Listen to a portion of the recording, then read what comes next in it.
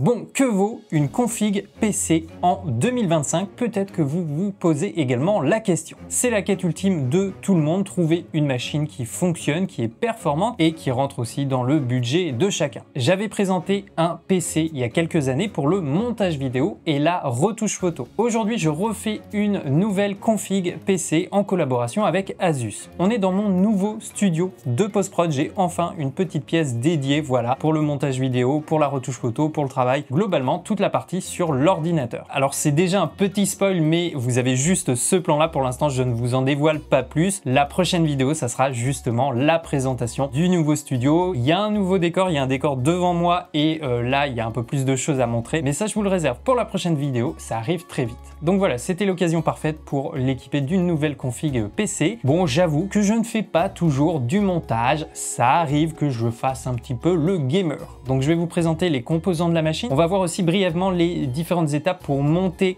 un PC. D'ailleurs, c'est la première fois que moi je monte un PC entièrement. C'est pas si compliqué que ça. En plus, aujourd'hui, il y a plein de tutoriels en ligne. Si moi j'ai réussi à le faire, honnêtement, n'importe qui peut y arriver. Et évidemment, le plus intéressant, je vous ai fait des tests donc sur nos logiciels de création, Photoshop, Lightroom, DaVinci Resolve, pour tester un petit peu les performances de la machine. Je précise pour ceux qui ne connaissent pas ma chaîne, moi je suis photographe, vidéaste et donc créateur de contenu sur Internet. Donc là, je teste ce PC vraiment en montage vidéo et en retouche photo. Alors vous allez voir, c'est une config presque full ProArt, c'est la gamme pour les créateurs de contenu chez Asus. Et justement, en ce moment, jusqu'à début août, il y a une offre. Vous pouvez recevoir jusqu'à 540 € de cashback pour l'achat d'un produit ProArt éligible et ou d'un PC personnalisé en lien avec Asus. Par exemple là, sur cette config, les deux écrans que j'utilise, ce sont les PA279 CRV. Et bien vous pouvez récupérer 40 € sur ces écrans, donc c'est toujours ça. Vous avez la liste de tous les produits éligibles via le lien en description. Donc voici le setup, la machine ressemble à ça. Je vous affiche la liste de tous les composants de cette config. Donc tu vois, la carte mère, le système de refroidissement et le boîtier, c'est du ProArt. Alors ils ont aussi des cartes graphiques dans la gamme ProArt, mais pour l'instant la série 5000 elle n'est pas sortie en ProArt, donc on est plutôt parti sur une RTX 5070 Ti Prime. On est sur une config avec les prix actuels qui tournent aux alentours de 3289 €. Donc c'est quand même une belle config. L'idée c'est que ça tienne, que ça puisse encaisser mes différents projets de création. Parfois les montages peuvent être un peu lourds, notamment quand c'est des projets un peu de fiction. Donc là on devrait être pas mal. Alors à titre de comparaison, mon autre config Mac Studio M2 Max, elle m'avait coûté environ 3700 €, donc même plus cher que celle-ci. D'ailleurs dites-moi dans les commentaires si ça vous intéresse que je compare ma config Mac avec cette nouvelle config PC. Je pense que ça peut être intéressant. Allez, je vous montre comment s'est déroulé le montage de la config.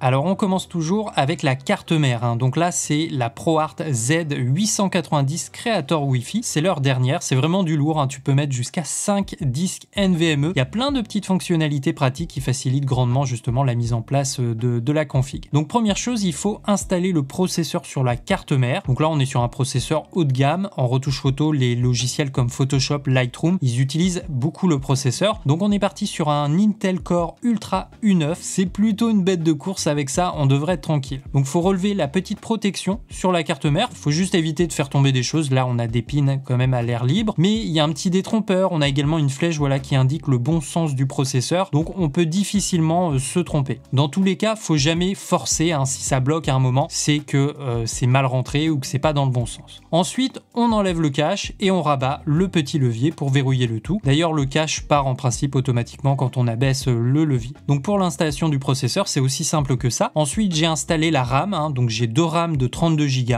Donc on est sur une config avec 64 Go de RAM. Donc on va les mettre sur le deuxième et quatrième emplacement. Donc là, rien de bien compliqué. Ensuite, j'ai installé les disques SSD NVMe. Donc moi, j'en ai pris 3 de 2 Tera pour être tranquille un moment. Et j'ai encore de la place pour 2 autres disques. Et là, avec cette carte mère, c'est bien fait. Tu as une protection pour le premier NVMe, tu vois. Et en plus, on a le dissipateur thermique qui est déjà collé sur le cache. Donc on n'a vraiment rien à rajouter. Donc on installe le disque et même chose pour les autres. On enlève la protection. Encore une fois, on a tous nos dissipateurs thermiques qui sont déjà préinstallés. On a juste à enlever le petit cache, le petit autocollant. Et tout simplement, je viens poser mes disques NVMe. Aujourd'hui, c'est vraiment la technologie la plus rapide. Donc il n'y a pas besoin de disques SATA qui sont quand même plus lents. Alors ensuite, moi j'ai tout de suite installé la carte mère dans le boîtier, mais ça aurait été peut-être plus simple de mettre en place déjà la pompe du water cooling sur le processeur. Voilà, quand c'est à plat, quand tu peux accéder facilement à l'arrière de la carte, c'est peut-être plus facile. Mais bon, moi cette étape, je l'ai fait après. Donc on visse la carte mère, ensuite j'ai installé l'alimentation, donc on a des parties du boîtier qui s'enlèvent, et ensuite on vient connecter nos câbles d'alimentation qui viendront servir à alimenter les différents composants de la config.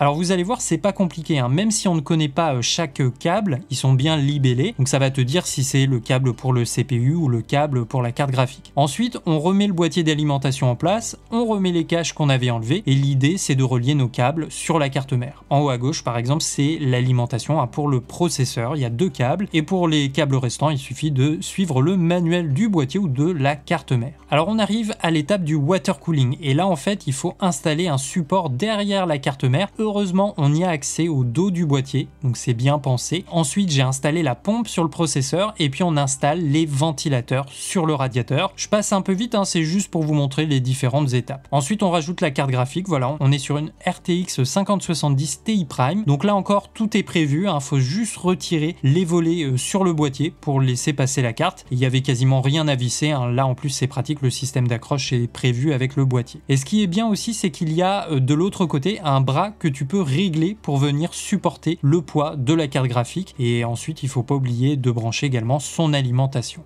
Donc voilà la config, là pas de RGB, hein, on est sur une config qu'on veut simple, épurée et efficace. Et comme je vous disais, au niveau des écrans, j'ai 2 PA279 CRV, donc j'utilise cette gamme maintenant depuis 4-5 ans et ça fonctionne plutôt bien. Donc on va pouvoir passer aux différents tests. Moi j'aime bien commencer par tester, vérifier la vitesse des disques. Juste pour vous donner une idée des vitesses de lecture et d'écriture d'un disque NVMe, pour ça moi j'utilise l'application Disk Speed Test de chez Blackmagic. Donc en fait on sélectionne le disque qu'on souhaite cibler et ensuite le logiciel va tester la vitesse de lecture et d'écriture avec différents types de fichiers. Donc là ça me dit que là mon disque il peut supporter de la 4K, de la 8K à 60 images par seconde, que ça soit pour du Blackmagic Raw, du ProRes 422 ou de la H265. A priori là tout est en vert, donc ça donne juste une idée des capacités du disque. Ils ont un autre logiciel où on peut faire le même test mais avec uniquement du Blackmagic Raw. Donc là en fait ils testent le disque avec différents taux de compression et ils nous donnent des indicateurs en FPS. Donc là il arrive à faire tourner de la 8K sur toutes les valeurs de compression du bureau.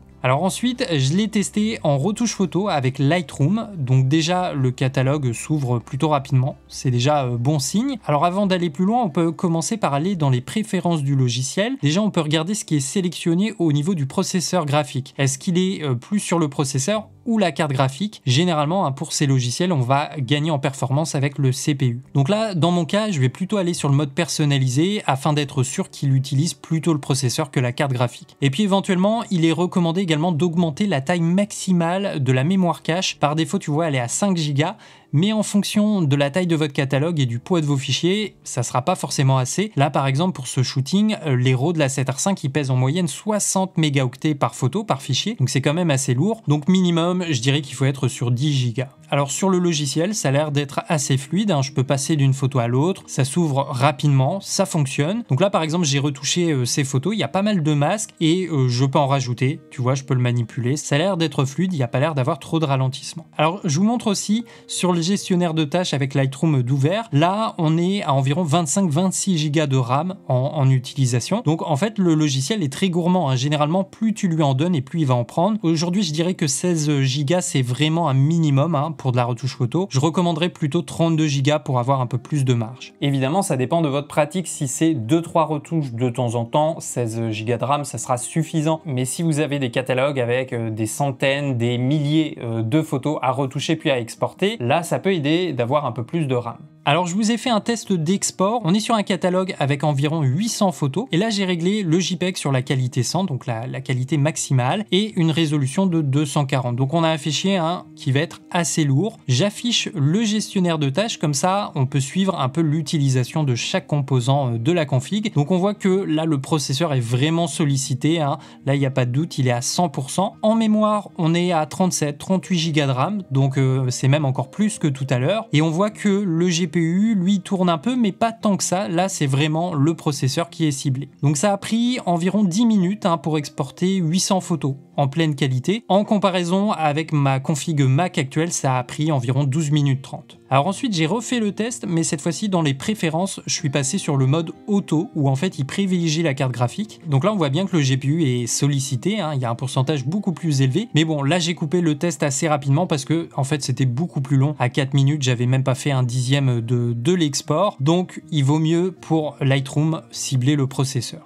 On passe ensuite au test concernant le montage vidéo. Donc j'ai repris un ancien montage, c'est une review d'objectifs. Donc on a un peu de tout en termes de plans et ça mélange aussi plusieurs formats. Donc là je suis sur un projet 4K, la timeline est en 4K. Et pour le face caméra, tu vois, il y a un petit peu de ralentissement. On est sur une lecture à 13-14 images par seconde. Donc ça c'est juste une indication, c'est la vitesse de prévisualisation. Mais ça donne un peu une idée des performances. Alors là c'est un peu particulier parce que c'est un plan 4K où j'ai un étalonnage qui est un peu plus développé. J'ai le plugin Dehancer d'activer. Déjà les plugins en général ça ralentit la machine et en plus j'ai l'option réduction de bruit qui est activée qui est aussi très connue pour ralentir le PC. Tu vois, il suffit que je désactive la réduction de bruit et automatiquement je repasse à 25 images de lecture. Donc si on veut, on pourrait désactiver ce nœud juste le temps du montage et le réactiver pour l'export. Et en désactivant Dehancer, tu vois, c'est presque pareil, on est à 23 images par seconde, donc on est quasiment sur une lecture fluide. Donc on va dire sur une 4K classique sans réduction de bruit,